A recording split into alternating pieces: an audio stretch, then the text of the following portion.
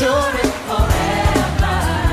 Lord, you are good, yeah. Lord, you are good and your mercy endure it forever.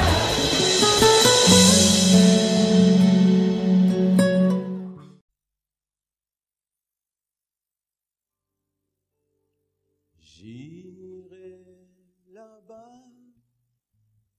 parmi les anges, près d'Emmanuel,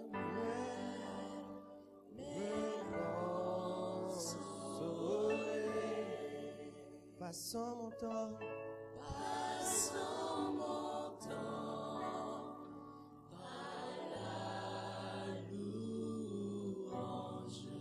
dire à Jésus,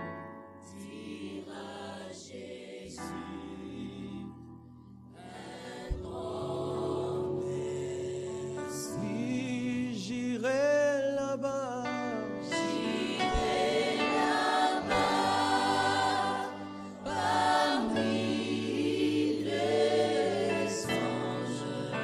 près d'Emmanuel,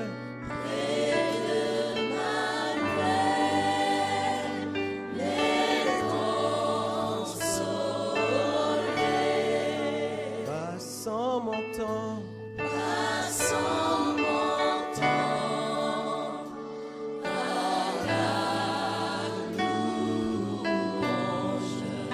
dire à Jésus,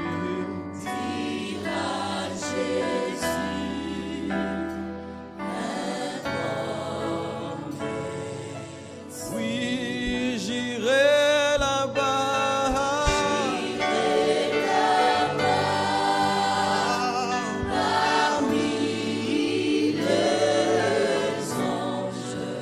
près d'Emmanuel,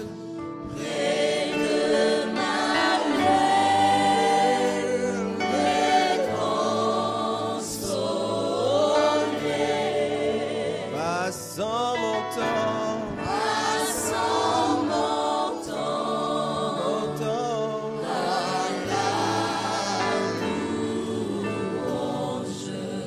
dire à Jésus,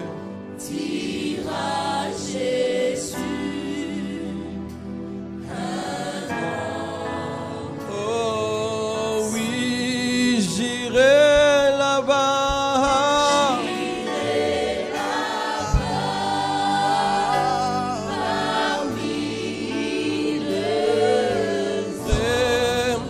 d'Emmanuel,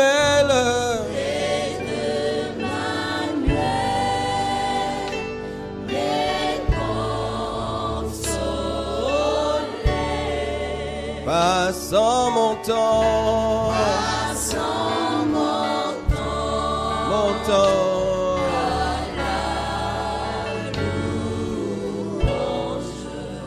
dire à Jésus,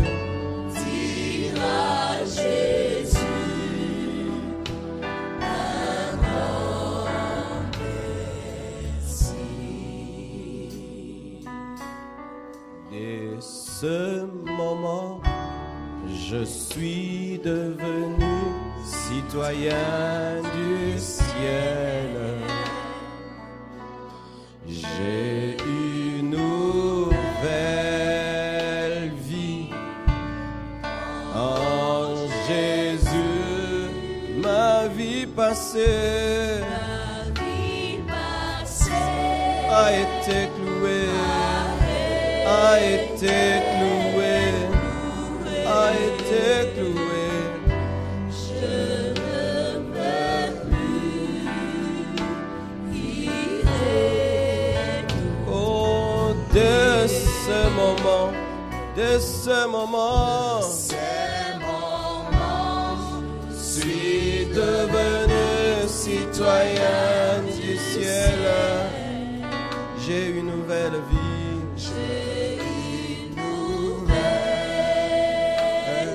Oh Jésus, ma vie passée a été clouée. Je ne veux plus y retourner. Je ne peux plus vivre.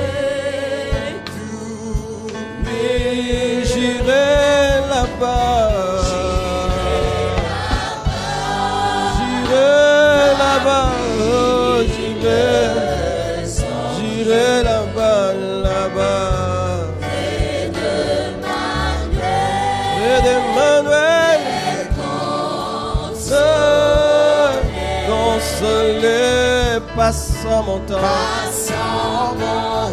passant tout mon temps, pour dire à Jésus,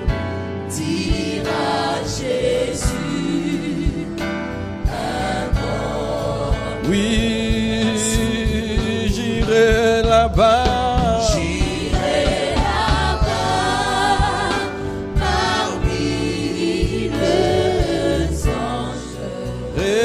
D'Emmanuel,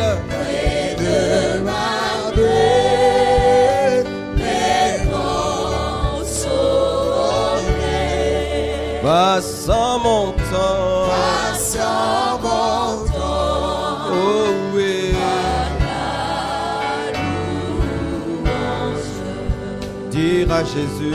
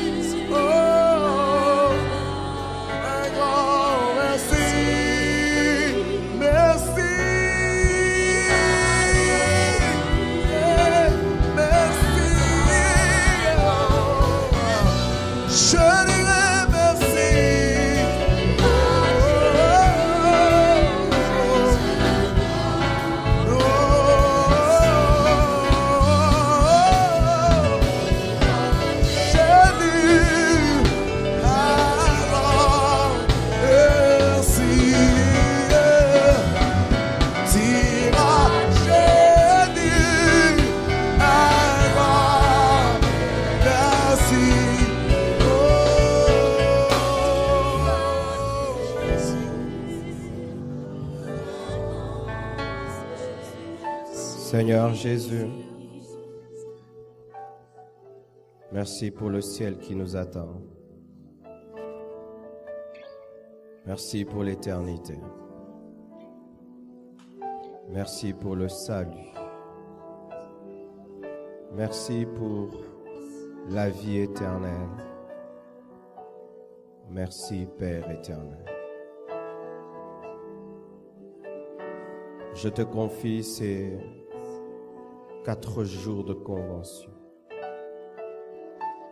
Je demande que ta main s'appesantisse sur nous pendant cette convention. Je prie que ta parole, comme le marteau, puisse briser les rocs. Je prie que ta parole, comme l'épée, puisse séparer âme et esprit, jointure et moelle. Je prie que ta parole, comme l'eau, puisse nous purifier. Je prie que ta parole, comme un miroir, puisse nous aider à nous voir tel que tu nous vois, afin que nous acceptions les transformations que tu nous imposes. Nous prenons autorité sur toute puissance des ténèbres qui s'oppose à ce message au nom de Jésus. Nous libérons l'atmosphère et les entendements, les cœurs, afin que la compréhension des Écritures soit accordée. Merci pour ces hommes nombreux que tu as attirés en ce lieu, afin de leur parler, de les bénir et de les changer. Que toute la gloire et l'honneur te reviennent. Oins ce message et tous les orateurs de cette convention. J'ai ainsi prié. Au nom de Jésus-Christ. Amen. Nous acclamons le Seigneur. Gloire à Dieu, gloire à Dieu, gloire à Dieu.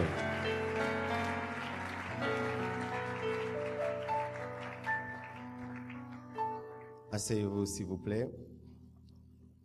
Je remercie le Seigneur pour cette 3e édition de la Tché qui a commencé faiblement mais qui devient une grande action dans cette ville de Kinshasa car nous avons compris que souvent les hommes étaient négligés dans les églises.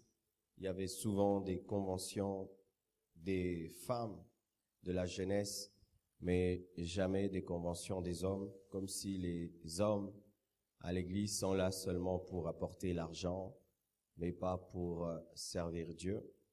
Et ça fait 3 ans que nous avons corrigé cela et nous bénissons Dieu.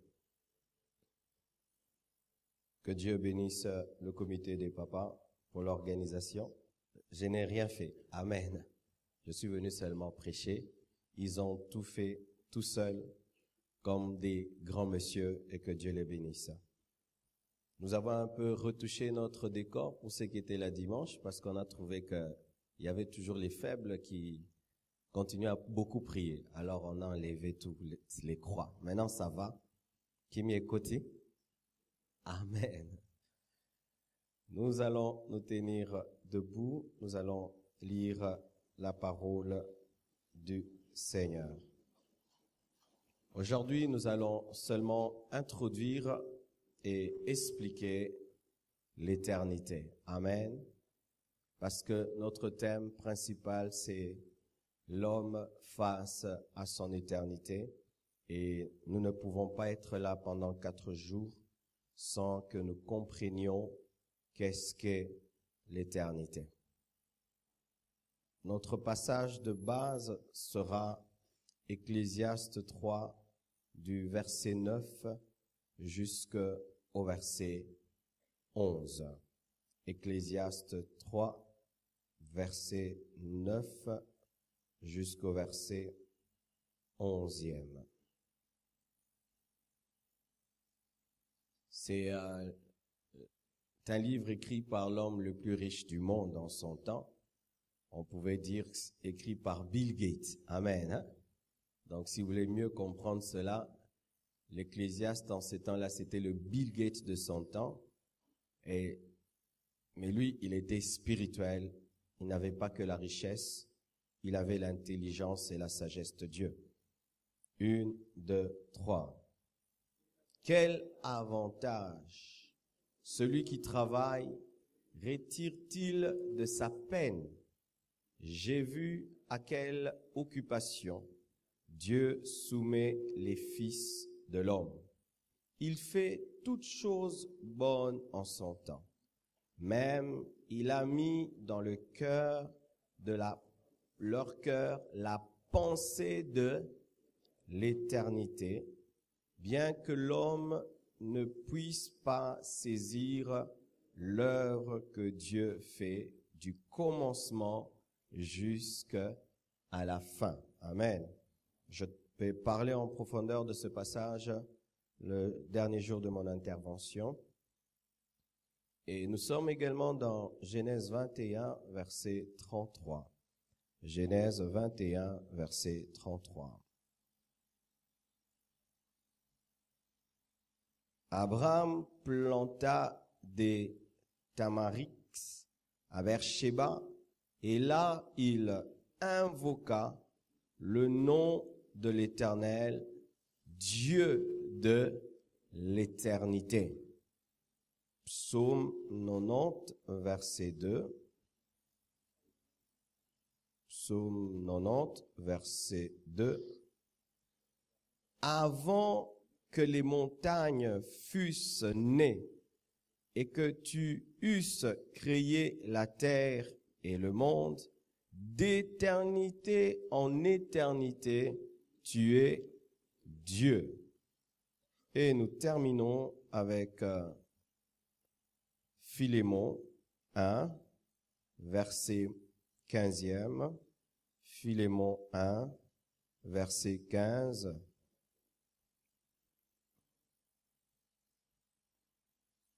Là, on parle d'Onésime. Peut-être a-t-il été séparé de toi pour un temps afin que tu le recouvres pour l'éternité. Acclamons la parole du Seigneur et que Dieu bénisse sa parole. Asseyez-vous, s'il vous plaît. Le thème de mon sous-thème dans ce grand thème, l'homme face à son éternité, c'est l'éternité, c'est. L'éternité, c'est. Amen. L'éternité, c'est. C'est avec C-E-S-T. Amen. Pas c'est avec démonstratif. C'est. S'être.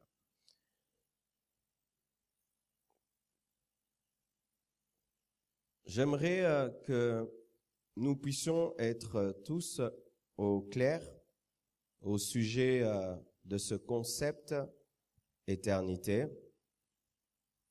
Et déjà, si tu comprends qu'est-ce qu'est l'éternité, la définition de l'éternité, tu comprendras très bien le deuxième orateur et le troisième et la conclusion de cette convention. J'aimerais vraiment encourager les femmes qui sont venues dans cette convention parce que l'éternité n'est pas masculine ni féminine. Est-ce que les femmes qui sont là peuvent balancer les mains? Il y a des femmes. Oh, acclamons nos mamans. Amen.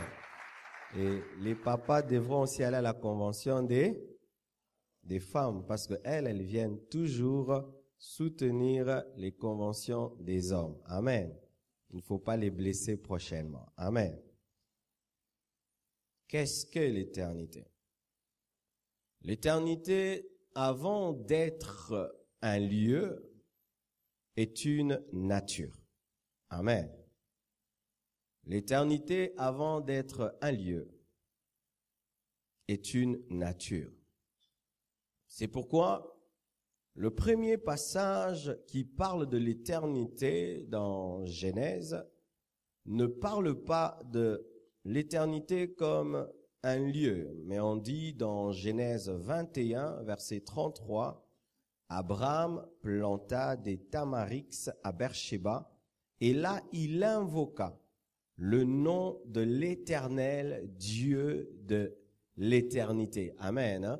C'est une nature divine, l'éternité. C'est une nature divine. Personne ne peut être Dieu sans être éternel. Alléluia. Si quelqu'un prétend être Dieu et qui n'arrive pas à être éternel, du coup, enlève-le de la classification des dieux. C'est pourquoi il n'y a qu'un seul Dieu. Amen. Hein? Car éternel veut dire celui qui n'a ni commencement ni fin. Le diable n'est pas Dieu parce qu'il a un commencement. Il a été créé. Amen. Hein? Tous les hommes qui se prétendent être des dieux ne sont pas des dieux parce qu'ils ont un commencement.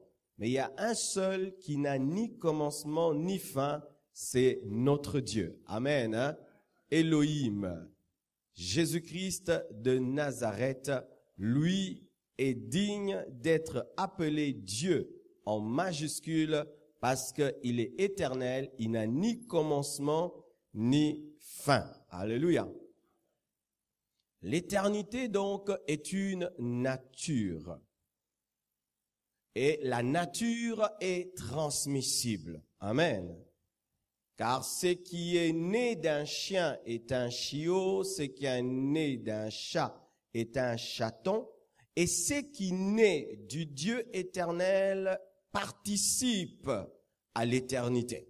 C'est ainsi que l'homme participe à l'éternité, non pas dans le domaine du passé, mais dans le domaine du futur. Pourquoi? Parce que Dieu n'a pas de passé, parce qu'il n'a pas été créé et il n'a pas de fin. Mais l'homme provenant du Dieu éternel participe à l'éternité, pas dans le domaine du passé, parce que dans le passé, nous avons une date de naissance, mais il participe à l'éternité dans le futur, parce que l'homme, dès qu'il est créé, il ne peut plus mourir. Amen.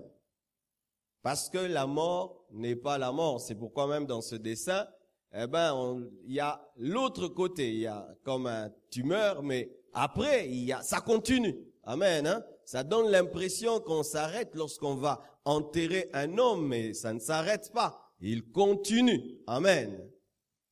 L'homme créé à l'image de Dieu est participant à l'éternité. Qu'il croie en Jésus ou pas, il est participant à l'éternité, car on nous parle du châtiment éternel. Tu ne peux châtier éternellement quelqu'un que s'il est éternel. Amen. Tu ne peux châtier quelqu'un éternellement que si il est éternel. Et même quand on dit que les païens seront châtiés éternellement, donc ils sont éternels. Pourquoi sont-ils éternels? C'est parce qu'ils sont créés par le Dieu de toute éternité. Amen. Ainsi déjà, vous vous rendez compte qu'il y a plusieurs sortes d'éternité. Amen. Hein? Plusieurs sortes d'éternité. C'est une nature. L'éternité, c'est l'avant-temps. Parce que avant le temps, il y a quelque chose. Avant le temps, il y a l'éternité. La Bible nous dit que Dieu créa les astres, le soleil, il créa les étoiles, afin de marquer les temps et les époques. Mais avant qu'il n'y ait le soleil, avant qu'il n'y ait les étoiles, il y avait quoi? Il y avait l'éternité. Les choses n'ont pas commencé lorsque le soleil a été créé. Les choses n'ont pas commencé quand les étoiles ont été créées. Les choses n'ont pas commencé quand on a dit ce fut le premier jour, le deuxième jour et le sixième jour. Non. Avant qu'on parle du premier jour, il y avait déjà quelque chose qu'on appelle l'éternité. Alléluia. L'éternité, c'est l'avant-temps. Dans l'avant-temps, il y a des choses qui se sont passées. La création des anges. Alléluia. La chute de Lucifer. Tout cela s'est passé dans l'éternité. Et même, Jésus-Christ immolé avant la fondation du monde. C'est dans l'avant-temps. Le plan de Dieu de te créer ne s'est pas passé dans le temps. C'est passé dans l'éternité. Avant que le temps n'existe, Dieu savait qu'il allait te créer et t'amener dans le temps. Ce qui fait que l'homme provient de l'avant-temps. Il entre dans le temps pour sortir du temps. Nous sommes en escale dans le temps, car nous sortons de l'éternité, c'est-à-dire la pensée éternelle de Dieu. Nous entrons dans le temps et quand nous mourons où il y a l'enlèvement, nous sortons du temps pour entrer dans leur temps ou revenir dans le non-temps. Ce qui fait, frère, que cette montre que tu vois, il y a un jour, on n'en aura plus besoin. Parce qu'au commencement, n'était pas le temps. Au commencement était l'éternité. Et à la fin, il n'y aura pas de montre, il y aura encore l'éternité. L'éternité, c'est l'avant-temps. Et l'éternité, c'est l'après-temps. Nous venons de l'avant-temps, nous entrons dans le temps pour sortir du temps à entrer dans l'après-temps. Dans l'après-temps, c'est quoi? C'est après la mort. L'enlèvement de l'Église, la nouvelle Jérusalem céleste, le paradis. Depuis que les hommes sont morts et qu'ils sont au paradis, pour eux le temps n'est plus compté. Mais ils sont dans l'éternité, mais ils sont sortis du temps. Et sachez, bien-aimés, vous qui êtes dans le temps, vous entrerez dans l'après-temps. Amen. Dans l'après-temps. Pendant que nous sommes dans le temps, il y a des êtres qui ne subissent pas le temps. Les anges, ils sont dans le hors-temps. Ils ne sont pas dans le temps. Michael, Gabriel ne sont pas dans le temps. Parce qu'ils ne vieillissent pas. Ils ne connaissent pas 20 ans, 50 ans, 60. Le Gabriel que Daniel a rencontré il y a cela des années, si tu le rencontres aujourd'hui, il est le même être. Pourquoi? Lui il ne subit pas le temps. Et Dieu aussi ne subit pas le temps. Il est celui qui crée le temps mais qui reste en dehors du temps. Alléluia. Il est celui qui crée le temps mais qui reste en dehors du temps. Lorsque les minutes défilent pour toi, pour Dieu ça ne défile pas. Mais il peut te promettre des choses dans le temps, il les accomplit dans le temps mais lui-même n'est pas dans le temps. Parce qu'il est dans l'éternité, mais il peut entrer dans le temps, sortir du temps parce qu'il est éternel. Alléluia. Mais pas seulement eux, les démons aussi, ils sont dans le hors-temps. Les démons qui ont été chassés du possédé de Gadara, ils n'ont pas vieilli. Amen. Hein? Ils n'ont pas vieilli. Ce sont toujours les mêmes démons. C'est toujours le même diable qui continue à fonctionner, car les esprits ne sont pas touchés par le temps. Amen. L'éternité, c'est le non-temps, l'absence du temps. Certaines personnes, lorsqu'elles réfléchissent sur cela, disant qu'on va aller au ciel et là-bas il n'y aura pas le temps, ils pensent qu'on va s'ennuyer parce que pour elles, venir déjà dans un culte, si le culte prend 4 heures du temps et qu'il n'y a pas de montre et qu'on fait tout ce qu'on veut jusqu'à ce qu'on veuille s'arrêter, ce sera ennuyeux. Ils ne désirent pas le ciel parce qu'ils disent qu'il n'y aura pas le temps. Mais bien aimés frères et sœurs, s'il n'y a pas de temps, il n'y a pas aussi d'ennui parce qu'on ne fait pas un jour. On est seulement dans un jour qui ne finit pas. On est dans un jour qui ne finit pas. Le ciel, c'est un jour qui ne finit jamais. Est-ce que vous comprenez ce que je dis? Le ciel, c'est un jour qui ne finit pas parce qu'il n'a pas de temps. Est-ce que tu peux te lasser d'une fête d'un jour? La plus belle fête du monde d'un jour? D'une heure? Non. Ainsi, bien-aimés frères, chaque fois que nous voulons comprendre les choses éternelles avec notre intelligence limitée, nous sommes comme des fourmis qui voulons maîtriser le cerveau d'un humain. Quand tu veux maîtriser les choses de la Bible et tu lis Apocalypse, tu lis la vie éternelle, et puis tu dis, mais ça ne peut pas se faire. Tu es comme une fourmi qui veut maîtriser un laptop. C'est au-delà de toi. Amen. Hein? C'est pourquoi il y a des choses dans la parole de Dieu qui nous sont données seulement pour qu'on croie et que nous expérimenterons. Car si tu veux tout comprendre maintenant, bien-aimé, il y aura toujours des choses qui te dépasseront. Mais sache qu'il y a une dimension qu'on appelle l'éternité, qui est une dimension sans temps. Le temps n'existe pas et donc personne ne vieillit. Il y a un temps qui arrive où les hommes ne vieilliront pas. Il n'y aura pas de matin, il n'y aura pas de soir dans la nouvelle Jérusalem céleste. Ce qui fait qu'on ne se réveille pas et on ne dort pas. Pas de réveil et pas de coucher. Alléluia. Et les personnes ne souffrent pas d'insomnie ou de surménage parce qu'elles ne subissent pas le temps. C'est ça que la Bible appelle l'éternité. L'éternité. L'éternité, c'est l'existence avant la vie. C'est l'existence avant la vie.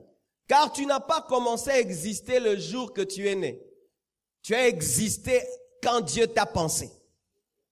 Alléluia. Tu n'as pas commencé à exister pour Dieu le jour que tu es né dans une maternité. Mais avant même que tu ne naisses, Dieu te connaissait.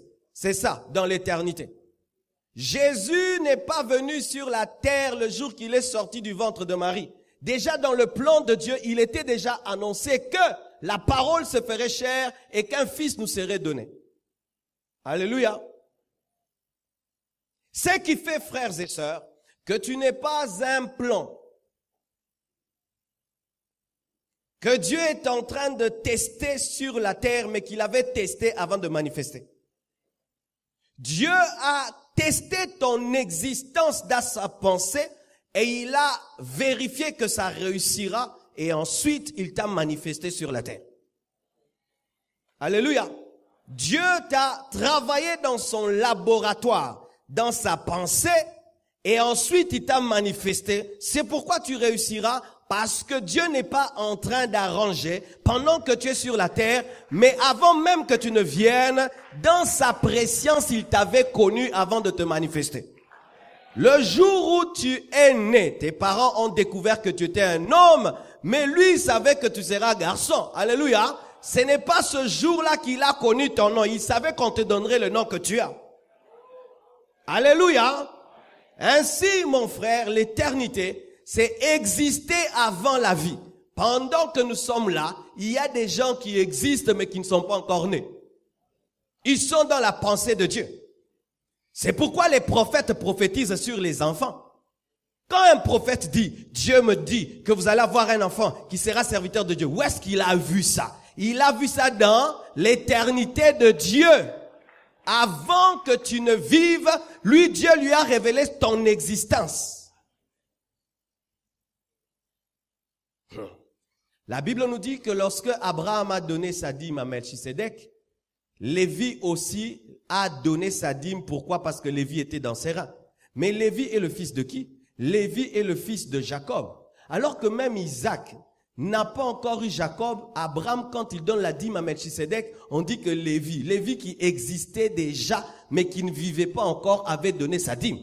Ainsi, si Lévi donne sa dîme à Abraham, ça veut dire aussi que lorsque aussi Adam a péché, nous aussi nous avons péché en lui. Et aussi quand Jésus-Christ a vaincu, nous aussi nous avons vaincu en lui. Si la dîme d'Abraham bénit Lévi qui n'est point, le péché d'Adam maudit l'homme qui n'est point, aussi la victoire de la croix bénit tous ceux qui croiront qui ne sont point. Parce que ils ne sont point, mais ils le sont. Si l'existence ne précède pas la vie, donc à la croix nous ne sommes pas sauvés, parce qu'à Golgotha nous n'étions pas, mais nous étions.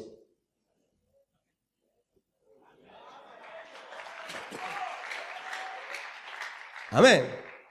C'est la conversion des hommes, non? Oh, je suis sauvé à la croix, Jésus est mort pour mes péchés. Mais est-ce que tu existais en ce temps-là? Tu existais déjà dans la pensée de Dieu. Amen. Hein? Tu existais déjà dans la pensée de Dieu. Bien-aimé, tu te vois là. Tu n'es pas un hasard. Tu es un plan planifié, calculé, programmé. Ton père et ta mère ne sont que des instruments que Dieu a utilisés pour manifester ce qu'il avait prévu. Ainsi, tu n'es pas comme papa veut ni comme maman veut. Tu es comme celui qui t'a connu depuis la fondation du monde l'a voulu. Et si tu es congolais, ce n'est pas un hasard. C'est Dieu qui a voulu que tu sois au Congo. Il aurait pu faire que tu sois en Angola, au Japon, mais il sait pourquoi tu devais être dans cette nation-ci. Il sait pourquoi. Il t'a créé homme et il t'a pas créé femme. Et ne cherche pas à être comme une femme. Alléluia. S'il voulait que tu sois une femme, il allait te faire femme. Ne viens pas corriger le plan alors qu'il a déjà été planifié. C'est comme tu veux changer un camion en avion. C'est l'existence avant la vie. Mais l'éternité n'est pas seulement l'existence avant la vie. L'éternité, c'est la vie après la vie. La vie après la vie. Ça, c'est la vie. Mais ce n'est pas toute la vie. Il y a une autre vie. Alléluia.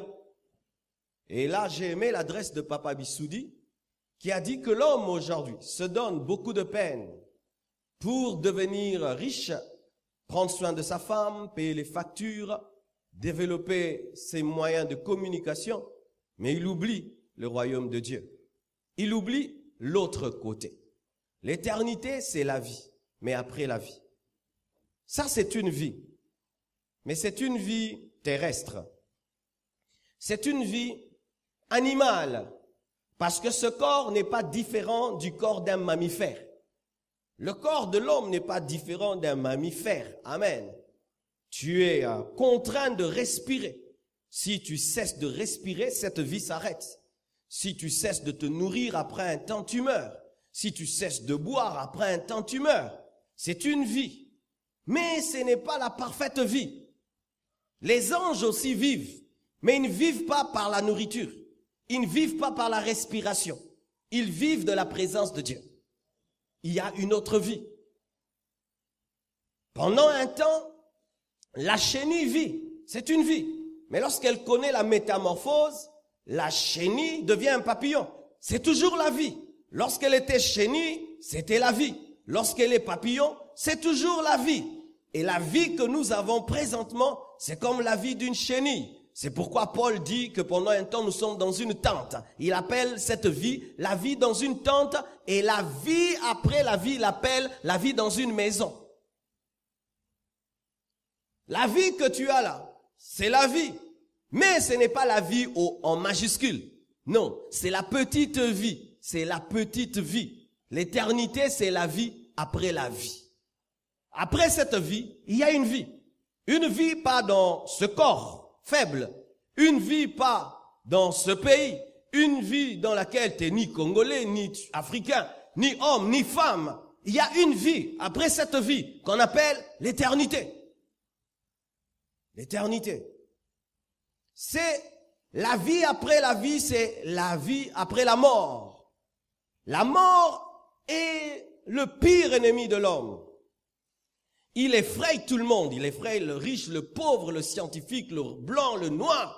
Il faut voir comment l'homme se bat pour ne pas mourir. Et lorsque tu as failli mourir, il y a des gens qui pleurent. Ils pleurent parce qu'il a failli mourir. Il pleure parce qu'il a failli mourir. La pensée seulement d'avoir pu mourir le fait pleurer. Pourquoi? Parce que l'homme pense que la mort arrête la vie. Alors que non. Au-delà du tombeau, il y a une vie. Au-delà de la mort, il y a une vie. La vie ne s'arrête pas le jour où on prend un corps, on met dans le sol et puis on dit c'est fini. Non, RIP, retour interdit au pays, archi faux. La vie continue. Et d'ailleurs, c'est ça la vraie vie. Cette vie-ci n'est pas vraiment la vie. Il y a une autre vie, au-delà du tombeau. Au-delà du tombeau, il y a une autre vie. C'est la vie après la mort. L'homme n'est pas comme une plante qui s'éteint lorsqu'on l'écrase. L'homme n'est pas comme un chien qui s'éteint lorsqu'il meurt. L'homme a une dimension que le chien n'a pas. Le chien a une âme et un corps, mais l'homme a l'esprit. Et cet esprit le rend éternel. C'est ce qui fait que l'homme, au-delà du tombeau, continue à vivre parce que lui, Dieu a soufflé pour le créer. Dieu n'a pas soufflé pour créer les animaux. Lorsque Dieu a soufflé, le souffle de Dieu qui est l'esprit, rencontrant la terre, transforme la terre en corps et crée une dimension intermédiaire, l'âme qui est la personnalité de l'homme, faisant que l'homme, même s'il meurt, il ne meurt pas au ciel ou en enfer.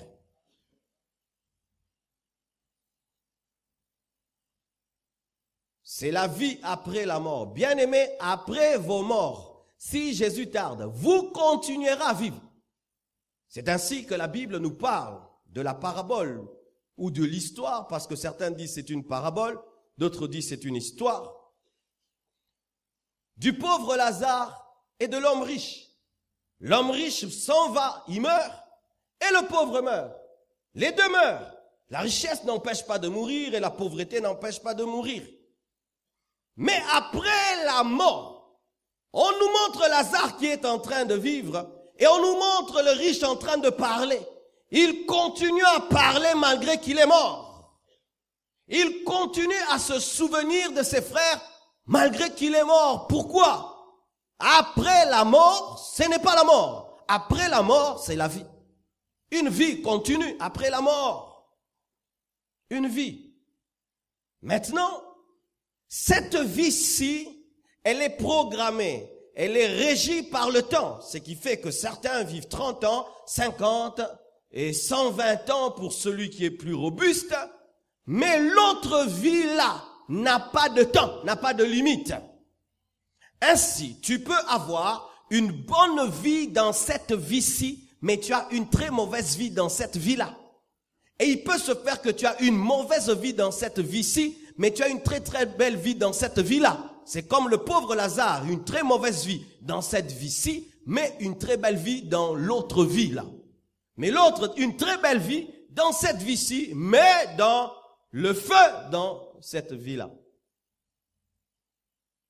Alléluia. Alors, bien-aimés, l'éternité, c'est le paradis. Jésus-Christ a dit aux brigands qui étaient à sa droite, il a dit, moi et toi aujourd'hui nous serons au paradis. Qu'est-ce que le paradis? Le paradis n'est pas la nouvelle Jérusalem céleste. Le paradis, c'est le lieu de repos qui précède la nouvelle Jérusalem céleste, car la nouvelle Jérusalem céleste sera ouverte à la fin de toutes choses. Amen. Pendant que nous parlons là, tous les morts en Christ, tous les saints sont dans un lieu de bonheur, de repos qu'on appelle paradis. Alléluia. Tous ceux qui meurent en Christ, tous ceux qui meurent dans la sainteté sont dans un lieu qu'on appelle le paradis. Et je vous dis, ils sont de loin et de loin plus heureux que nous. Plus heureux que nous. C'est pourquoi, bien-aimés, dans les deuils des chrétiens, ne pleurez pas trop. Parce que vous pleurez des fois pour rien. Vous pleurez pour rien. Vous pleurez pour quelqu'un qui est plus heureux que vous et qui n'acceptera jamais de revenir si Dieu lui demandait de revenir. Car ceux qui ont eu rien que des expériences, des extases, où ils ont vu le paradis, n'ont pas voulu sortir de ces extases. Et maintenant, quelqu'un qui y va pendant 5 jours, tu viens le ressusciter, il va te dire, pourquoi tu me déranges? C'est pourquoi même lorsque Saoul est allé invoquer l'esprit de Samuel, Samuel a dit, pourquoi tu me déranges? Alors qu'il n'y avait pas encore l'œuvre de la croix, mais c'était déjà le repos. Et maintenant, après Golgotha, qu'est-ce que c'est devenu? Il n'a même pas envié la royauté de Saoul, ni le ministère prophétique. Il ne voulait même plus prophétiser, il trouvait que c'était un dérangement. Il faut qu'on prenne ces choses parce que les chrétiens ont trop peur de la mort pour rien. Pour rien. Et je vous dis alors, pour rien. La peur de la mort dans l'église est une sous-information, c'est tout. Vous voyez, par exemple, il y a un temps, on nous parlait tout le temps de l'URSS. Et nous voyons que l'URSS, c'était la guerre. Mais vous savez, aujourd'hui, l'URSS, c'est terrible. Amen. Tu peux avoir tellement de mauvaises informations sur un pays que tu as peur d'y aller, alors que ce pays est plus que ton pays. Et tu peux avoir tellement de mauvaises informations sur la mort que tu crains la mort, alors que la mort, c'est la porte qui te conduit vers le plus beau pays. C'est pas que je te dis de désirer de mourir parce que la vie est un don de Dieu, où tu dois maximiser pour servir Dieu, afin de sauver les autres. Mais si ton temps arrive, il ne faut pas être effrayé, il n'y a rien de grave. Alléluia. C'est pourquoi Paul dit que je suis pressé de deux côtés. J'ai envie de partir pour le voir et j'ai envie de rester pour vous enseigner. Mais de deux, moi je préfère de partir, parce que partir c'est mieux que rester. Mais je dois rester pour vous former, vous enseigner, parce que vous avez besoin de moi. Alors je suis de deux côtés, je ne sais pas que lui-même choisisse. C'est ça être spirituel. Alléluia. C'est ça être spirituel. Un homme spirituel est toujours conscient que tout ça, c'est pas tout. Il y a autre chose. Et c'est vrai, il n'y a pas tout. Il y a autre chose au-delà de tout ce que nous voyons. C'est la vie après la mort. Donc, si c'est la vie après la mort n'est plus la mort. Si la vie est après la mort n'est pas la mort. Bien aimé, en soi, il faut qu'on donne un autre nom à la mort parce que la mort n'est pas la mort. Voici le nom nouveau que je donne à la mort, c'est changement de saison. Changement de fréquence. Alléluia. Tu étais en FM, tu entres maintenant, je ne sais pas encore. Alléluia. Tu étais en numérique, tu entres en analogique. Les chaînes qui ont été dans le numérique et qui entrent dans l'analogique, elles sont mortes. Et ça continue, mais si tu les cherches, tu les trouves plus. Mais elles sont. Vous comprenez ça? Alléluia. Voici encore. C'est le paradis. Et pour l'instant, pour aller au paradis, il faut mourir. Amen. Pour l'instant, pour aller au paradis, il faut mourir. Celui qui veut le paradis maintenant doit mourir.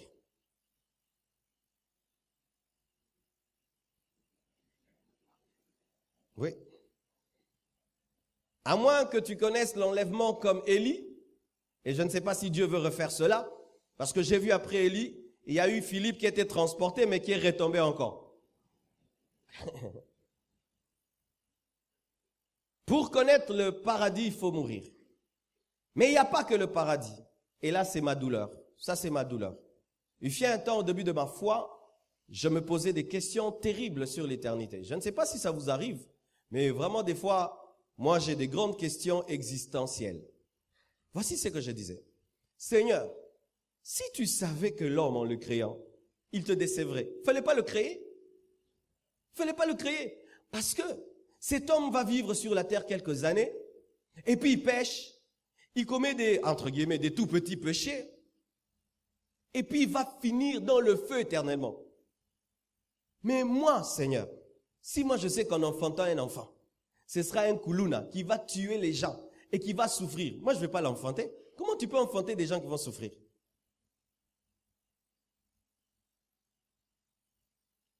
Et vous savez comment est-ce que Dieu m'a répondu? Il a dit, je ne peux pas choisir à votre place. Parce que aller en enfer n'est pas une imposition, c'est un choix. Et tous ceux qui y vont ont eu aussi l'occasion d'aller au paradis. Et je ne peux pas me priver de créer les hommes parce qu'il y a des hommes qui iront en enfer. Ce serait priver d'autres d'aller au paradis. Refuserais-je de créer une école parce qu'il y aura des gens qui seront refusés? Refuserais-je de créer une école parce qu'il y aura des gens qui échoueront? Car celui qui fait une école ne fait pas pour qu'on échoue, il fait pour qu'on réussisse. Mais il sait que certains échoueront, pas parce qu'il a créé l'école pour qu'ils échouent, mais parce que ce seront des élèves indisciplinés. Mais lui se concentre sur qui? Sur ceux qui seront des lauréats, des premiers de la classe et qui vont bénir le monde. C'est pourquoi Dieu a créé le monde. Parce qu'il sait qu'il n'y aura pas que des gens au paradis. Plutôt, il n'y aura pas que des gens en enfer. Il y aura aussi des gens au paradis. Alléluia. Sa consolation, c'est toi qui as cru. Alléluia.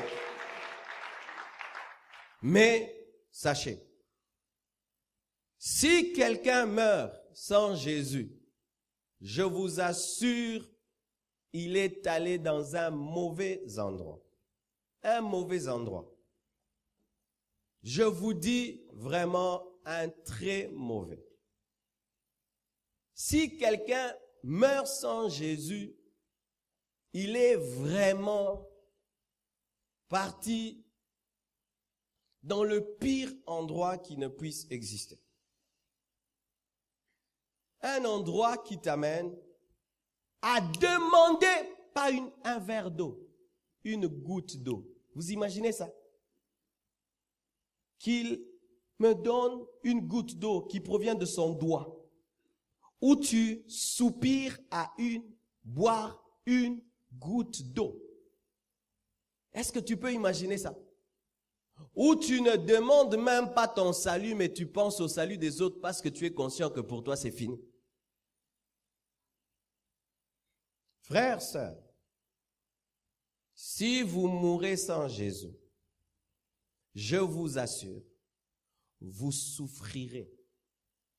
Et celui qui vous fera souffrir, ce ne sera pas le diable. Je ne crois pas en cette doctrine où les démons font souffrir les gens en enfer. Car si le diable fait souffrir les gens en enfer, lui n'est pas en enfer. Alors que l'enfer a été fait pour lui. Et le diable et les hommes, tous souffriront. Alléluia. Comment Satan fera souffrir les gens en enfer? Donc l'enfer, lui il a créé l'enfer. Non. L'enfer est créé pour le diable et pour les hommes qui le suivront. C'est pourquoi, cher papa, vous vous battez pour que vos enfants étudient. Est-ce que vous vous battez pour qu'ils aillent au ciel? Vous vous battez pour que vos enfants se marient. Vous battez-vous pour qu'ils aillent au ciel? Un père de famille qui a un enfant païen dans sa maison et qui est conscient de l'éternité, il va commencer à prier tous les jours pour sa conversion, va commencer à lui prêcher tous les jours l'évangile parce qu'il sait que son enfant risque d'aller dans la pire de toutes les prisons qui n'aient jamais existé. Et quand vous venez à l'église, si nous, prédicateurs, nous changeons l'église en foire, en un endroit de plaisir, de joie et tout, et nous oublions de vous dire quelque chose d'important, que si vous mourrez sans Christ, de l'autre côté là-bas, ce sera le feu éternel. Nous sommes des méchants et des mauvais. Toi qui es assis sur cette chaise, mon frère, vivant encore dans le péché, loin de Dieu, si un malheur t'arrive maintenant, tu expires, ton souffle de vie t'est retiré, je t'assure, c'est la pire de toutes les malédictions que tu puisses connaître que de mourir sans Dieu, car là-bas, on ne demande pas pardon, on ne se répand pas et c'est fini, on ne te prêche pas. Et là-bas, les prières ne marchent pas. C'est pourquoi je suis contre la doctrine des catholiques sur les messes de requiem où on vous fait croire des choses que si on prie pour toi après la mort, tu iras au ciel. Si tu n'as pas donné à Jésus ta vie, il n'a rien à faire de ta mort. Le purgatoire n'existe pas. Dans l'éternité, il n'y a pas de purgatoire. Et je le dis, et je le dis, et je le dis, il n'y a pas d'étape intermédiaire où tu entres le paradis et le mauvais séjour de mort. Et si on prie pour toi, tu commences à aller vers le paradis. Je vous dis, c'est une escroquerie spirituelle.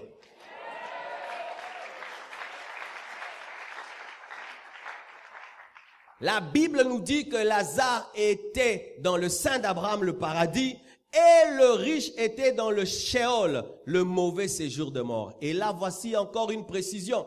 Lorsque quelqu'un meurt sans Jésus, il ne va pas en enfer. Il n'y a personne en enfer. Il n'y a personne pour l'instant dans la nouvelle Jérusalem céleste, et il n'y a personne pour l'instant en enfer. Même le diable lui-même n'est pas en enfer. Vous le savez? Même les démons ne sont pas en enfer. Ils sont en train de circuler afin de détruire le monde.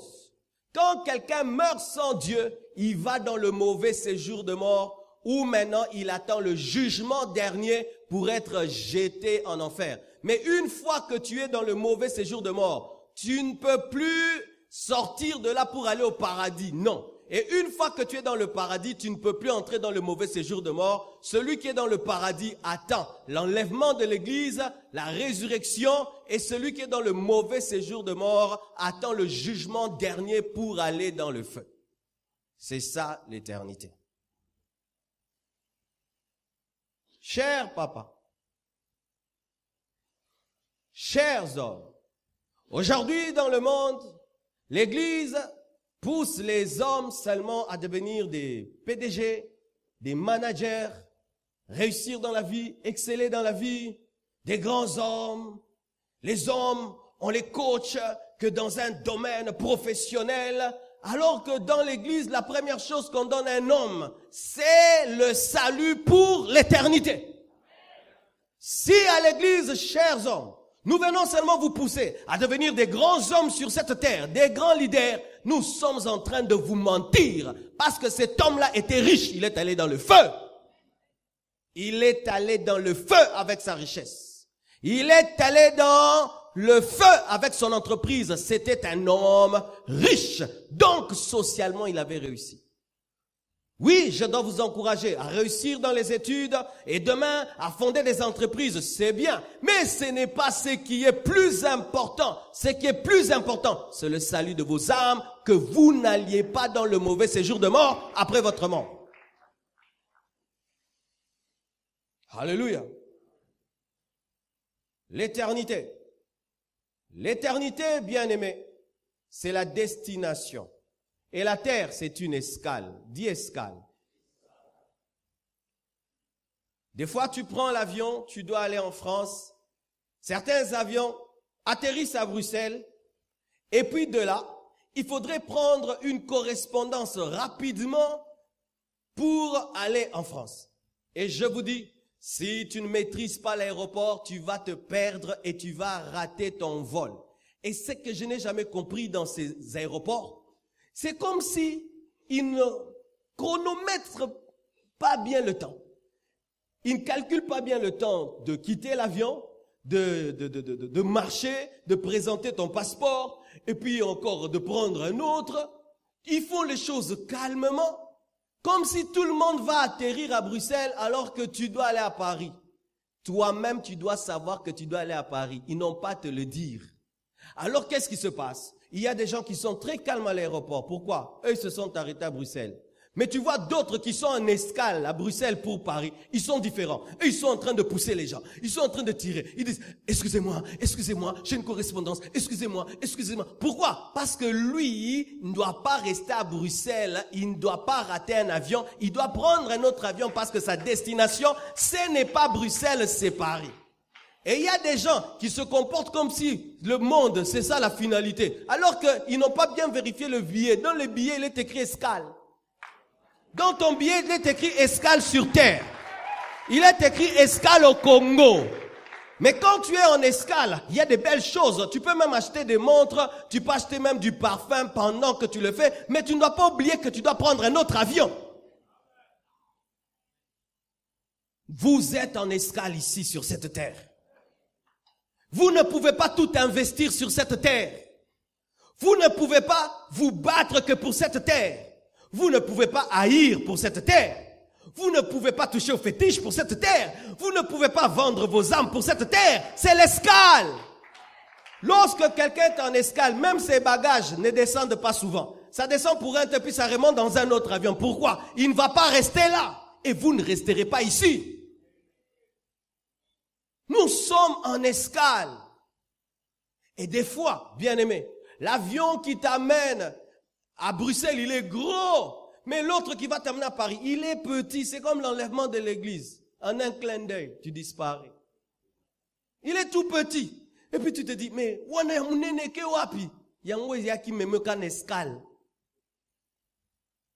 des fois, pour sortir de l'escale, il faut accepter des sacrifices. Il faut accepter d'être dans l'urgence. Il faut refuser les gens qui s'attardent, les gens qui te bloquent, comme si tout n'est que pour cette terre. Ou tu deviens un chrétien terrestre. Tu ne penses qu'à ce monde. Tu ne penses qu'à réussir sur cette terre. Mais la Bible nous dit qu'il est possible aussi de construire des maisons au ciel. Et le matériel, le ciment, de l'autre côté, ce sont les bonnes œuvres sur la terre. Chaque fois que tu aides les gens, chaque fois que tu fais du bien sur la terre, Dieu transforme cela en briques spirituelles pour ta maison céleste.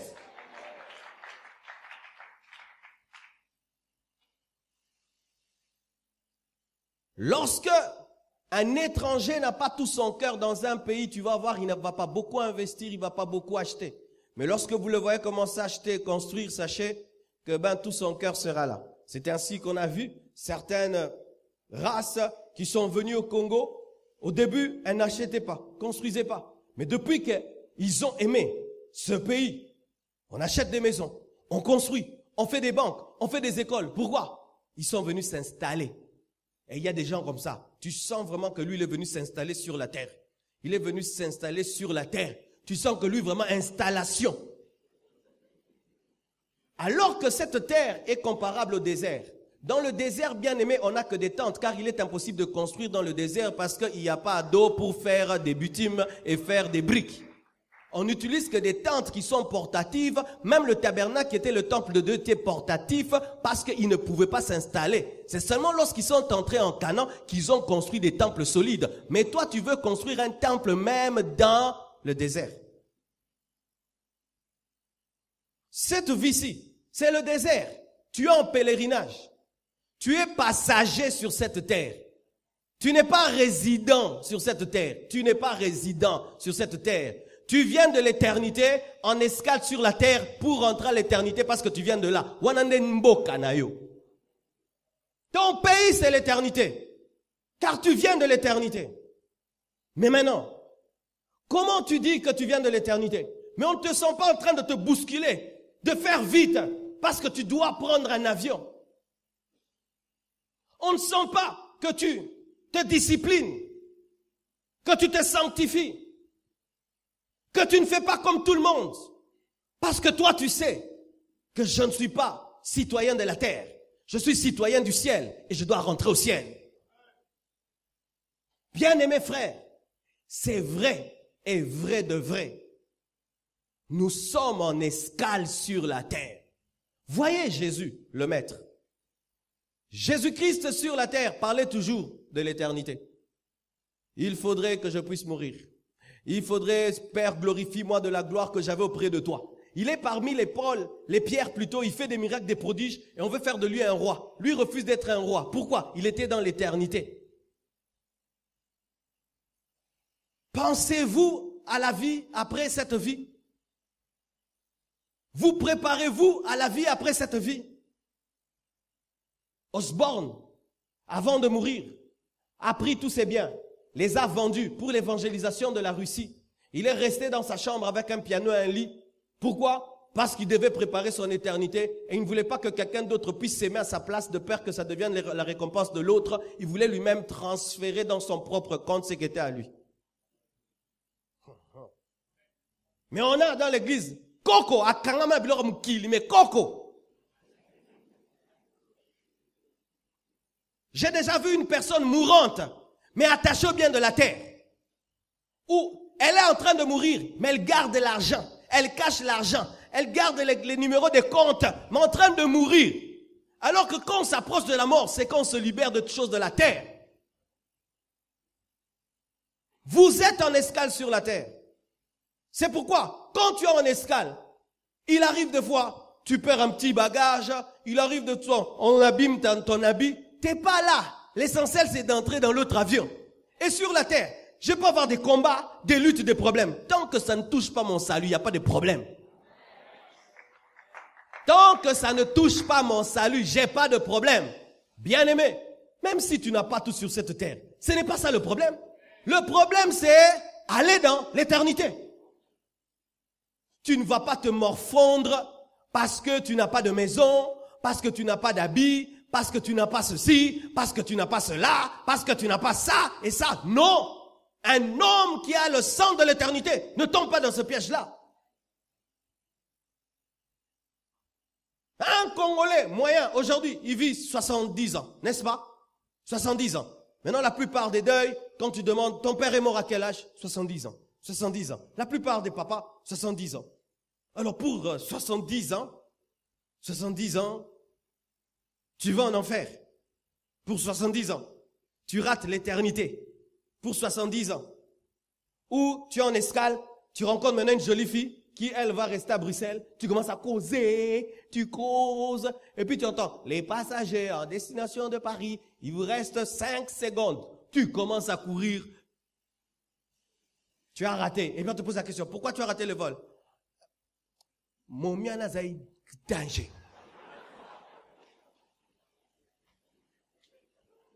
Comment tu peux rater l'éternité pour une femme?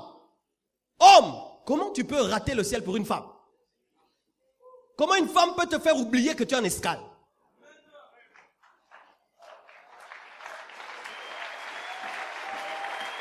Comment? Une femme. Tu as payé le billet, ça t'a coûté de l'argent et tout, mais tu arrives là, tu oublies. Comment tu peux rater l'éternité pour des amis? Des amis qui, eux, vont rester. Ils te font oublier que toi, tu dois aller. Des amis païens. Des amis païens. Qui te font oublier que toi, tu es un enfant de Dieu. Un aigle qui fréquente trop les poussins oublie qu'il peut déployer les ailes. Un aigle qui fréquente trop les poussins oublie qu'il, lui, peut manger la chair fraîche. Et un chrétien qui est trop influencé par les païens, il oublie qu'il est en escale.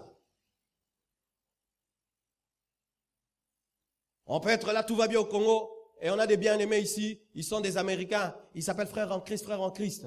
Si seulement un problème commence, il va dire, notre ambassade m'a dit de ne pas sortir. Ah, frère, ça devient notre ambassade. Oui, j'étais au milieu de vous, mais sans être au milieu de vous. Pareil aussi, frère, nous sommes au milieu d'eux sans être eux. Nous sommes au milieu d'eux, mais nous ne sommes pas d'eux. C'est pourquoi la Bible dit, de deux qui seront dans un lit, l'un sera pris, l'autre laissé. Pourquoi? Chacun son gouvernement, son royaume. Un ami, rien ne doit t'empêcher. Nous sommes en escale. L'éternité, bien aimé, c'est le début et la fin. La terre n'est qu'une parenthèse. Vous voyez cette terre que nous aimons beaucoup, ce n'est qu'une parenthèse. Est-ce que dans l'orthographe, on s'attache trop aux parenthèses? C'est quelque chose d'important, mais il faut passer, n'est-ce pas? C'est pourquoi on appelle ça parenthèse. Et la terre, c'est une parenthèse ouverte, mais qui sera fermée. Et d'ailleurs, nous sommes proches de la fermeture de la parenthèse. Alléluia. Voyez le Brexit. Vous connaissez le Brexit, c'est ce qui s'est passé? Les Anglais qui décident tout d'un coup de quitter l'Europe. Moi, quand j'ai vu ça, j'ai rigolé. Même si vous voulez quitter, vous devez rentrer. Pourquoi? Parce que l'Antichrist ne veut pas diriger quelques pays divisés. Il a besoin que les gens soient en coalition. Et vous voyez seulement quand il quitte, la monnaie commence à chuter. Hein? Non, pourquoi? Il y a une puissance derrière toutes ces nations. C'est pas parce que tu es président d'un pays que tu es président. Non, il y a un esprit qui vous mettra ensemble parce que l'Antichrist doit régner sur tous les pays.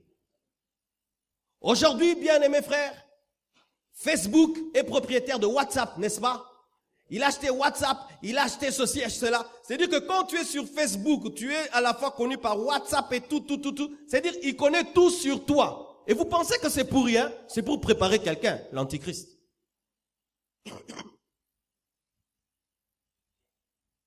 Aujourd'hui, on fait des vidéos que tu filmes en filmant. Vous avez vu ça? Sur Internet, maintenant, il y a des dimensions de vidéos où pendant que on est en train de montrer l'église là, celui qui regarde cette vidéo, s'il décide de voir ce qui est ici, lui-même décide et y voit. S'il est fatigué de me regarder, il veut voir ce qui est dans les coins, lui-même décide de commencer à voir dans les coins. Oh, kindokito. Technologie. Maintenant, la Bible dit que personne ne pourra vendre ni acheter sans avoir la marque de la bête. Tu ne peux atteindre ce niveau-là que si tu as la dimension technologique pour maîtriser les hommes. Et aujourd'hui, il y a suffisamment de technologie pour nous maîtriser tous. Il y a suffisamment de technologie aujourd'hui pour contrôler l'homme. Car même par ton téléphone, on peut savoir où tu es. Certains téléphones, même si tu les éteins, c'est éteint pour toi. Mais on peut savoir où tu es. Les bons gens qui veulent pas être espionnés, il faut le combattre téléphone à Kalawana Yaba Koni. Wande Boyebote. Oya Mikolo. Un jour, j'étais étonné de voir un homme riche. Il avait le tout petit téléphone du début là. Je dis, pourquoi tu l'as dit? Oh, bah, t'es placé ça. Bien-aimés frères, sœurs, bientôt, cette parenthèse va se fermer. L'Antichrist est en train de venir. Et peut-être qu'il est déjà né. Et qu'il existe déjà. Qu'il est déjà sur cette terre. Et qu'il prépare son temps. Mais pendant que la parenthèse de la terre se ferme et que tous les signes des temps de la fin sont donnés, il y a des gens qui sont devenus amoureux de ce monde, amoureux de la terre, amoureux de ce monde. Alela mukili, kutune na olo babu nenga bayenga. Mukili opese ko sila. Comme une maman elle m'a dit, hein, pasteur, ma desu to lia su ma desu te donc yora pona ma desu to ko talo la te. De fois, nous allons promettre ma desu na lo la pandi mankelo le ozai.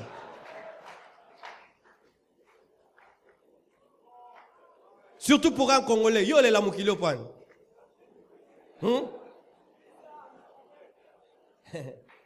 Surtout un Congolais, oh le la mukilo na nini. Obi mabwe terrassé, obi mabwe mbwa moko ba boma, obi mabwe desa esete, obi mo esprit de mort, obi mabwe courant, délestage, otala. Match, bachebi, match, et katani.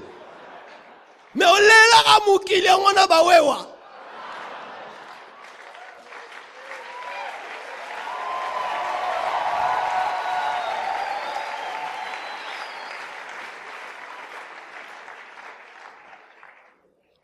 J'aimerais clôturer Bien-aimés frères, sœurs, l'éternité, c'est l'origine et la finalité de tout. C'est un rendez-vous inévitable, inévitable. Hier, on m'a appelé. Le pasteur Bishop m'appelle, il dit, pasteur, le pasteur Laurent Abraham est mort. Je dis, quel Laurent Abraham? Il dit, il est mort, vérifie. Je vérifie et on me dit, c'est vrai. C'est un homme que j'avais rencontré à Lubumbashi. Lors de mon premier voyage à Lubumbashi, j'avais prêché l'évangile. Après, il fallait que j'aille en Afrique du Sud. C'était mon premier voyage pour l'Afrique du Sud. J'ai logé à l'hôtel. Oracle et Maman Blanche m'avaient dévancé. Dieu avait fait grâce, ils avaient le visa avant moi. Ils étaient partis en Afrique du Sud. Moi, mon visa, je ne l'avais pas. Je donne mon passeport à un monsieur pour qu'il me trouve le visa. Il me prend du temps. Et j'habite l'hôtel au point où l'hôtel me coûtait tellement cher qu'on a failli même me chasser de l'hôtel. Et quelqu'un est venu, il m'a dit, j'habite quelque part, mais il y a un homme, il prie pas possible. Il prie même 10 heures du temps. 10 heures du temps, je dis. Ça, c'est quelle personne qui prie 10 heures du temps? J'aimerais le rencontrer. Et on m'amène dans une maison, une très très belle maison. Il habitait là. Et j'ai parlé avec lui. Il m'a dit, pasteur, au lieu que tu perdes ton temps, ton argent dans des hôtels, viens habiter avec moi. Il me montre sa chambre. Il avait un très beau lit. Il a dit, on habite ici, je mange bien ici aussi. Et il mangeait mieux qu'à l'hôtel d'ailleurs. J'ai commencé à habiter avec lui. Et cet homme, Dieu l'a utilisé. Aujourd'hui, je crois, ça fait 9 ans pour révolutionner ma vie de prière. Si aujourd'hui je prie comme je prie, parmi ces gens, il y a eu cet homme. Cet homme, quand je dormais avec lui, tu dors, tu te réveilles, tu le trouves à genoux en train de prier. Tu pries avec lui, tu dors, tu te réveilles, tu le trouves en train de prier. Tu dors encore, tu te réveilles en train de prier. Il te culpabilise. Comme si toi, tu fais que dormir.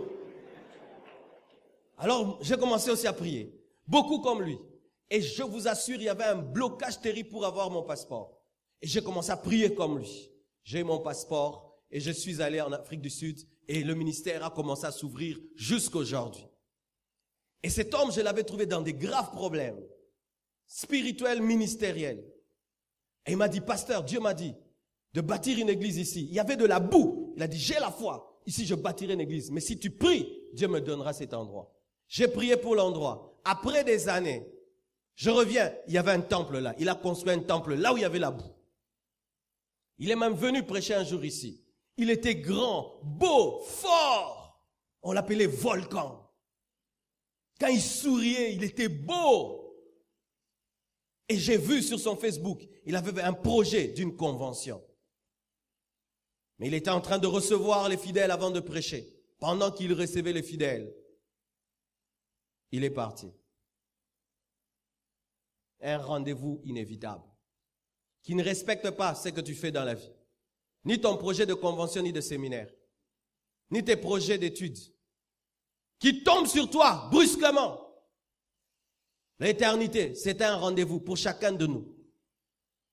Vous savez, lorsque ça arrive à des personnes lointaines, on pense que ce sont des choses à eux, à elles. Mais quand ça arrive à un ami, quelqu'un avec qui tu as dormi, tu te dis, ces choses-là, il ne faut pas blaguer avec. Et lui, il est mort en train de servir Dieu. Il n'est pas mort dans une boîte de nuit. Il n'est pas mort ivre. Il n'est pas mort dans le péché. Il est mort en train de servir Dieu, de faire du bien aux gens. Toi, tu mourras en train de faire quoi? Tu mourras en train de faire quoi? Ce rendez-vous qui tombera sur toi tout à coup. Parce que dans le domaine de ce rendez-vous, Dieu ne donne pas une invitation. Il te surprend comme un voleur. C'est comme une loterie. Ça tombe sur toi. C'est pourquoi Jésus a dit, soyez tout le temps prêts. Tout le temps prêts. Un message important de la Bible, être prêt. Nous avons oublié ce message de la Bible, être prêt. Des chrétiens qui ont des rancunes de 10 mois. Des rancunes de 10 mois. Vous savez pourquoi dans l'église il y a des rancunes? C'est parce qu'on n'est plus prêt. La logique d'être prêt n'existe plus. Vous savez pourquoi nous demeurons dans le péché longtemps? C'est parce que la doctrine d'être prêt nous a quittés. Autant la vie dans l'église. Les chrétiens avant de dormir, mettez leur vie en ordre. Cherchez les gens pour demander pardon avant de dormir, parce que 8 heures de sommeil, c'est beaucoup. 8 heures de sommeil, 8 heures, où tu es comme un cadavre. Tout peut t'arriver. La maison peut brûler, tu ne te rends pas compte. Une pierre peut tomber sur toi, une balle perdue. Un serpent peut te mordre dans le sommeil. Tu peux t'étouffer même avec le coussin. Une crise cardiaque, un étouffement. 8 heures du temps.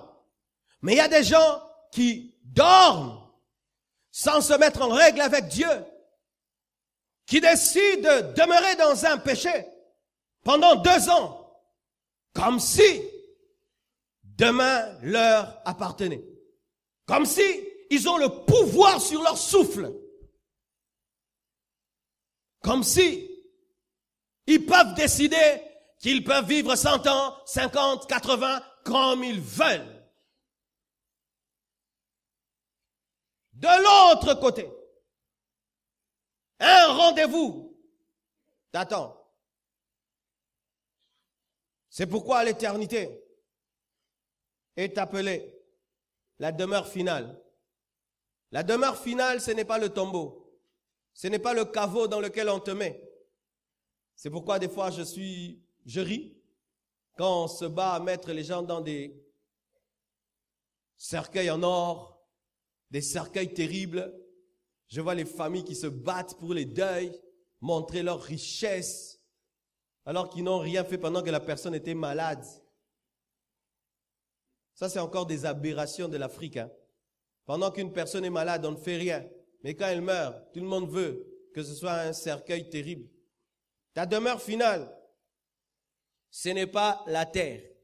La Bible dit, tu es poussière, tu retourneras à la poussière. Il s'agissait de ton corps. Mais l'esprit de l'homme n'est pas poussière pour retourner à la poussière.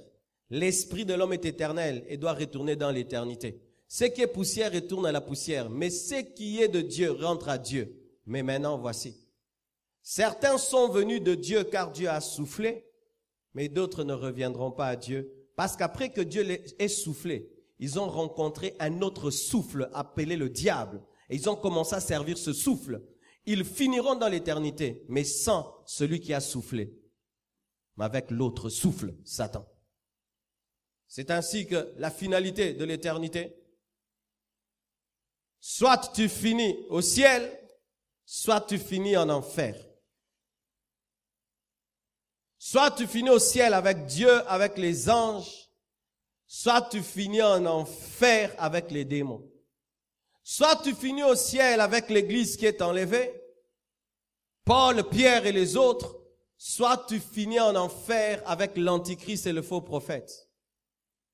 Soit tu finis au ciel dans la gloire, dans la joie, soit tu finis en enfer en train de pleurer éternellement.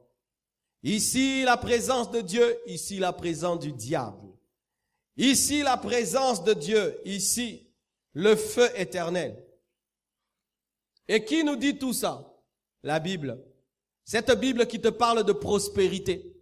Cette Bible qui te parle que tu chasseras les démons, que tu parleras en d'autres langues. Cette Bible qui te dit que tant que tu vivras, rien ne te résistera. Cette Bible ne dit pas que ça. La Bible ne dit pas que ça. La Bible ne dit pas que le verset préféré des Congolais. La Bible parle du ciel et de l'enfer comme demeure finale.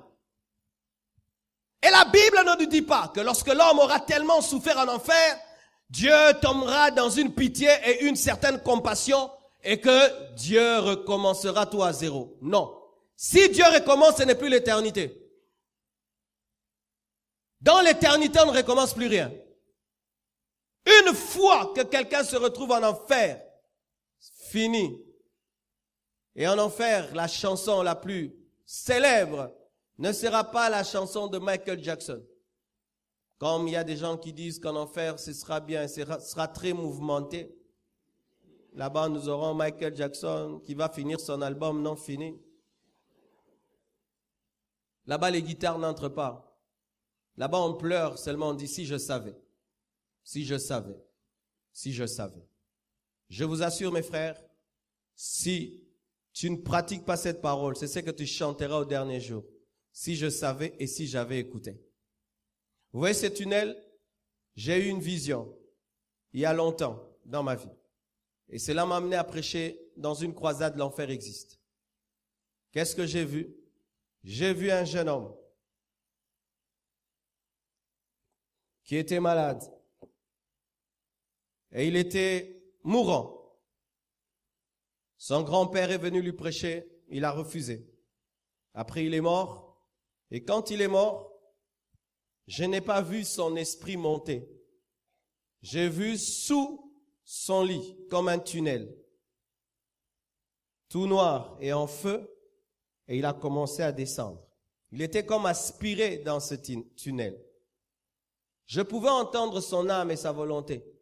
Il voulait arrêter cette chute, mais c'était plus fort que lui. Et inexorablement, il tombait. Je sentais dans ce feu des mauvais esprits aussi. Une telle haine, une telle tristesse. Il était angoissé. Et puis j'ai vu, sa chute s'est arrêtée.